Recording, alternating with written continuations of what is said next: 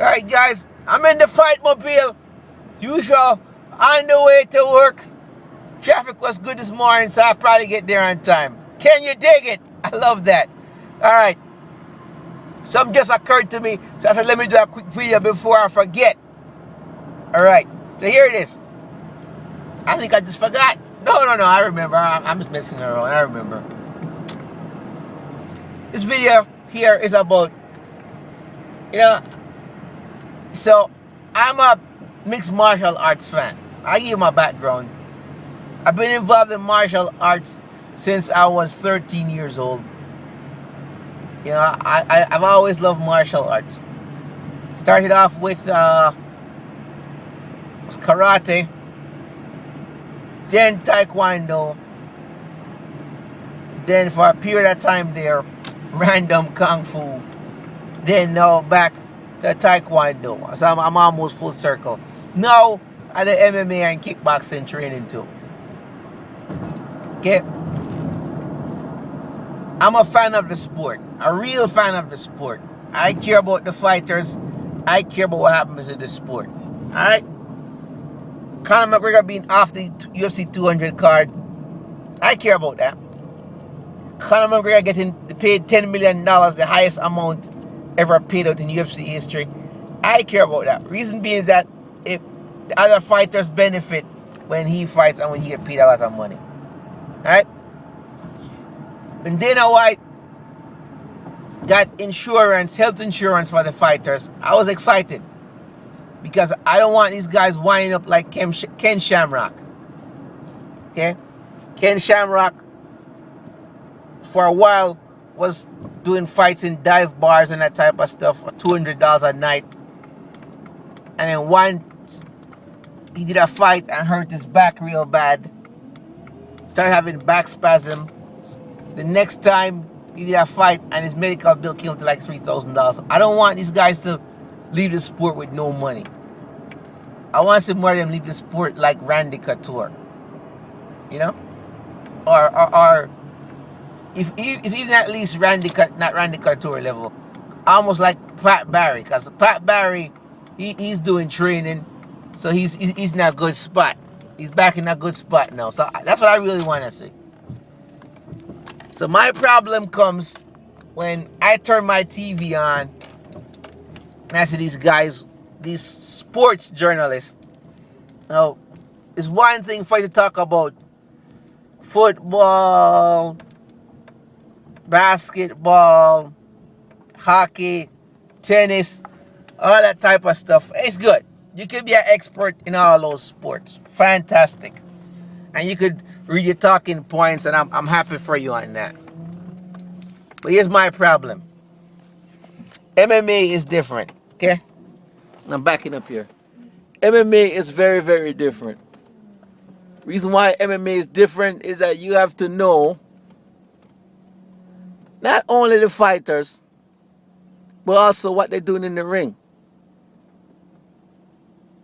Alright? Once I was watching this Fox sport commentator say, oh yeah, he came out swinging in the third quarter. Then he said, oh, I mean the third round. Are you serious? So now you got guys, I'm not gonna say names, a popular black guy on ESPN. He's jumped in to give his opinion. Then you have this other two ESPN sports analysts. They're jumping to give their opinion. They don't know nothing about the sports. They don't know the fighters. They're just reading talking points. While real journalists like Errol, he's a sideline. This is the thing that really irks me. These guys don't know what full guard, half guard is. They don't know what a kimura is. They may know what an arm bar is because it's popular. They may know a spinning back kick. They know nothing about how these guys win fights or what technique they use. They have no in-depth analysis of the sport or how it's executed. But they get on TV and they read these talking points and they believe, hey, they're doing journalistic work. Now, I'll give you an example. BJPen.com. Now, they've been known to do some good articles. I give them that. But most of the time I'm on there, some will say, GSP is coming back to fight. So I click on it, And it's clickbait. He's not coming back to fight. It's a friend of a friend spoke to a friend, and the friend said GSP may come back and fight. Oh wow, 2 paragraphs, fantastic. You didn't say who. You didn't name the friend. You didn't say where the conversation took place, and you didn't back up what you were saying. Why you believe that? But it's clickbait. I get it. I get 1 million, 2 million clicks, and BJPin.com gets to advertise. Bloody Elbow, Breacher Report, MMA News, MMA Junkie. Those guys do really good research. I like what they bring to the table. Now, ESPN, every now and then, there is some good articles, but most of it is he said, she said. You know? And this is why I follow Errol a lot. And this is why I believe that people like me, the fans that love the sport and the fighters and have genuine interest, and it's really something that's heartfelt for us from our heart that we care about and that we're involved in, that we have a background in, or we just love the sport, we just love to see the fights. We're the ones who should be given the news. Or give Errol a chance at least.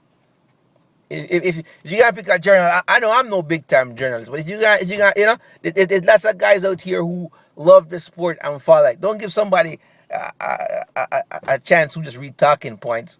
How is he gonna be an expert in every single sport? Are you kidding me? He's an expert in basketball. He's an expert in soccer. He's an expert in football. He's an expert in ice hockey. I mean, you can be a fan of multiple sports, but you can't be an expert in all of them.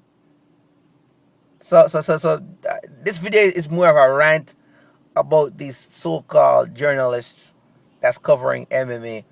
And the thing is that Dana White and the UFC don't mind these guys covering MMA because it gives them press and it get the name out there. And they'll only ask Dana White softball questions. They won't challenge him about fighters' compensation. They won't challenge him about fighters' expenses. They won't challenge him about the royalties issue.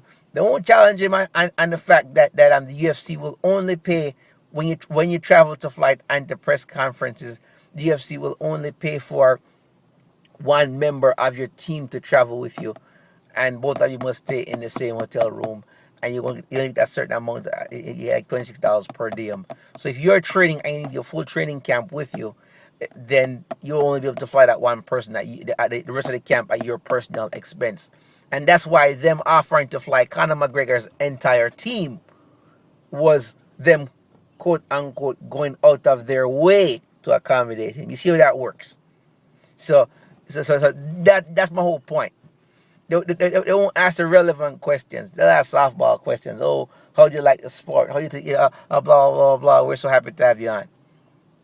They give no coverage, and they just read talking points that the sycophant interns print out for them while they're drinking the macchiato, latte, cappuccino. Nothing against Starbucks, but I'm just saying these guys are fat cats. And they get over just because their faces are on TV and they're reading talking points. Just a rant. Basically, what I'm saying is that if they want real coverage, hire Errol Awani, give him the opportunity to have a show to produce good quality content like he does, because the fighters are willing to talk to him, the fans understand him, that we have a connection. Give him the opportunity. I gotta run to work before I rant myself out of a good assignment, I should say. All right, peace out, guys. After the clients.